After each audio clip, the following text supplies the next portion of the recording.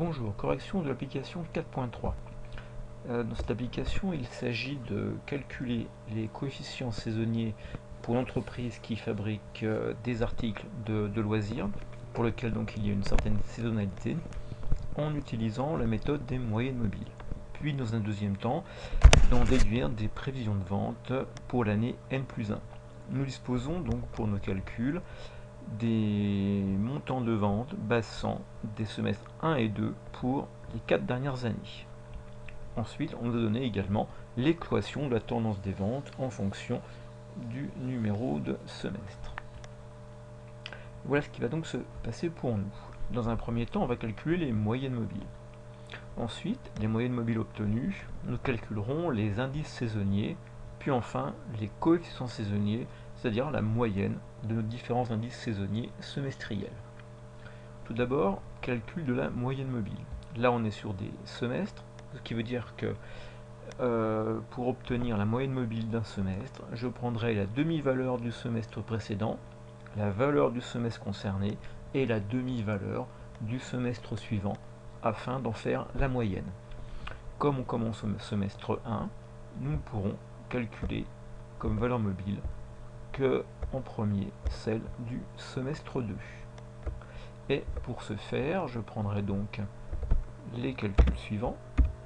Je prendrai le montant connu du semestre 1, que je divise par 2. Je rajoute la valeur entière du semestre 2, n-3, auquel je rajoute la valeur du semestre suivant, c'est-à-dire le semestre 1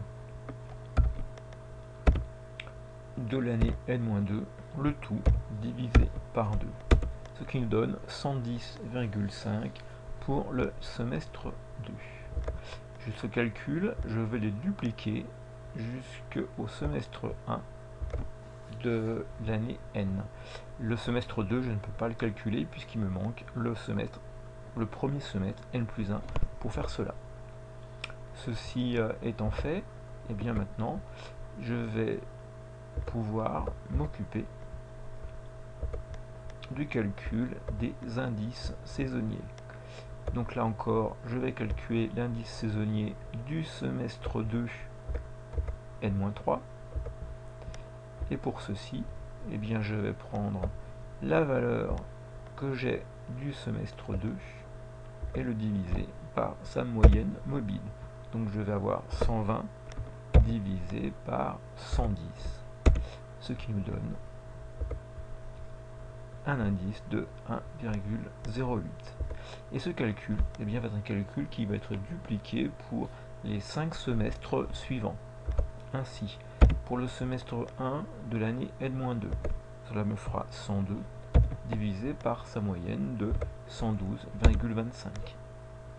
Pour le semestre 2 de l'année n, cela me fera 125 divisé par les 104 du semestre 2 n-2. Pour le premier semestre n-1, 104 divisé par la moyenne mobile de 114,75. Pour le semestre 2 n-1, cela me fera 126 divisé par les 115,75. Et enfin, pour le premier semestre de l'année n, 107 divisé par 117,75. Par contre, je ne peux pas faire ce calcul pour le semestre 2 de l'année n, n'ayant pas toujours le semestre 1 de l'année n+1.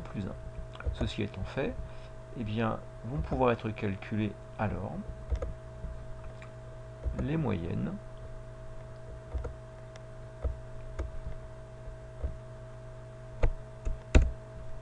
pour les semestres 1 et les semestres 2. Moyenne des moyennes mobiles, c'est-à-dire le coefficient saisonnier. 0,90 et quelques pour le semestre 1, 1,09 pour le semestre 2. Là, on a répondu à ce qui était la première question, les calculs de coefficients saisonniers. Deuxième temps, maintenant, on va estimer les ventes. Tout d'abord, calcul des ventes à partir de l'équation de tendance. Pour le semestre 1 comme pour le semestre 2. Ce seront nos ventes pour l'année N+1.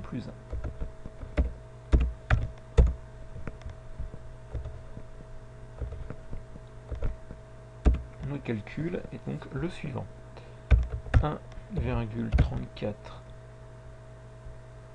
fois l'estimation que nous connaissons pour l'année précédente. Donc on est sur le 9e semestre auquel on rajoute 108.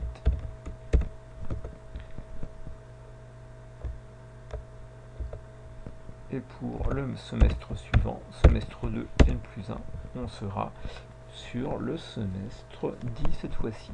Voilà, là on a l'équation de tendance qui a été utilisée. Maintenant, eh bien, on va passer, on va saisonnaliser ces ventes. Pour ceci, nos coefficients saisonniers vont pouvoir être utilisés.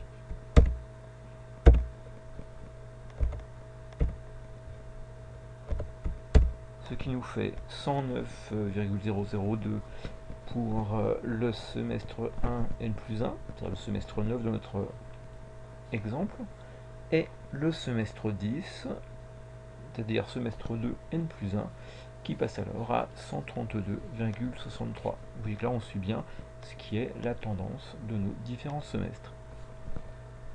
Et au final, nous pouvons donner une estimation annuelle des ventes, somme de ces deux éléments, et on a une augmentation plutôt toujours dans le même sens. Je vous remercie de votre attention.